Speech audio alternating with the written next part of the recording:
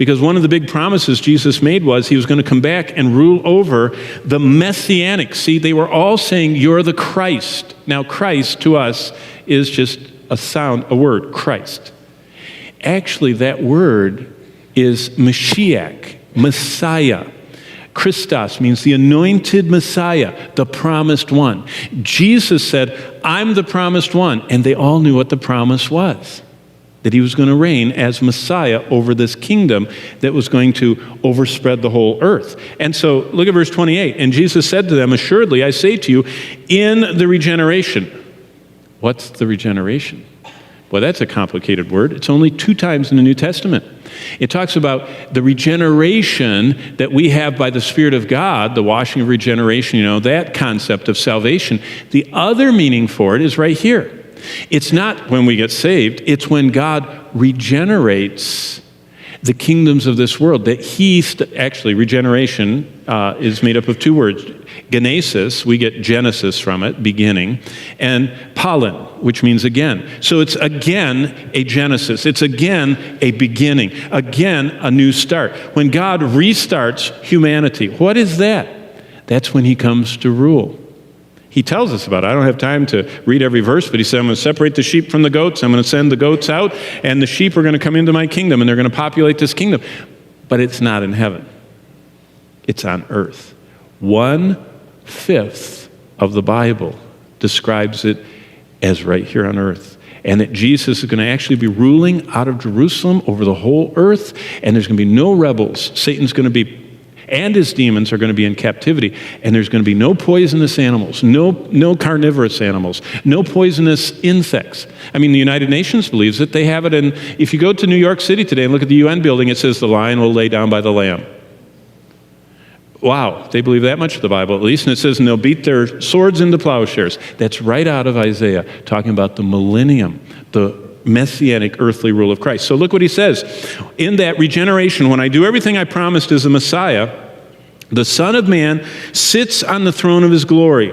And you who have followed me will also sit, now it's getting a big promise, on 12 thrones judging the 12 tribes of Israel.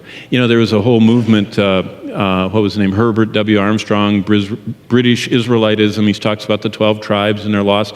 The tribes are certainly not lost to God. He knows right where they are. And they are going to be on earth, and they're going to be ruled over by the 12 apostles, who are also the 12 foundation stones of heaven, and the 12 tribes are the 12 gates into heaven. So the future plans God has included these disciples. And so Jesus gave them this big promise.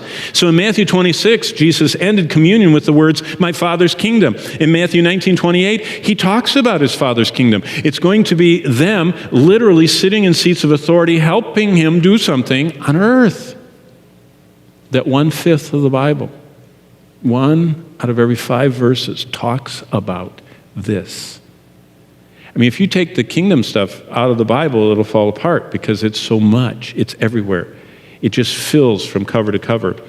So, what exactly would Jesus Christ's disciples have understood that kingdom of the Father to be?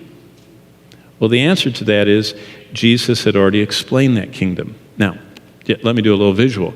Matthew 26 is here. Matthew 19 is here. What's just before Matthew 26? Just before the Lord's Supper is Matthew 25 and Matthew 24.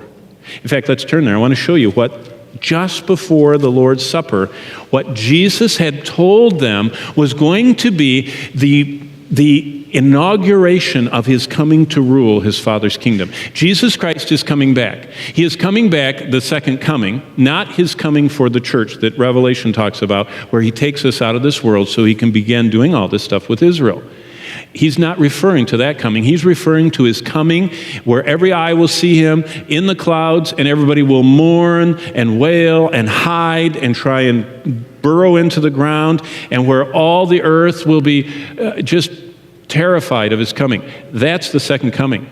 Jesus said, I'm coming back for you, and I'm going to bring blessings, and I'm going to come and take you to my Father's house, and you're going to dwell with me. Those two are very distinctly different in the Bible. This one, look at chapter 24, is the explanation of the coming kingdom.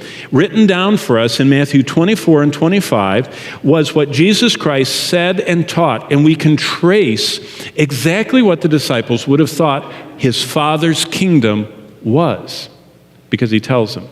He tells them what's going to be his coming back and what he's going to do. And so basically we could say Matthew 24 and 25 are Jesus preceding the Lord's Supper with a summary of the future. Jesus precedes that supper telling all this prophetic stuff that we're going to look at. And then at the supper he says, now I already taught you what's going to happen, but until that happens, I'm not going to drink this cup new with you until my Father's kingdom comes to earth.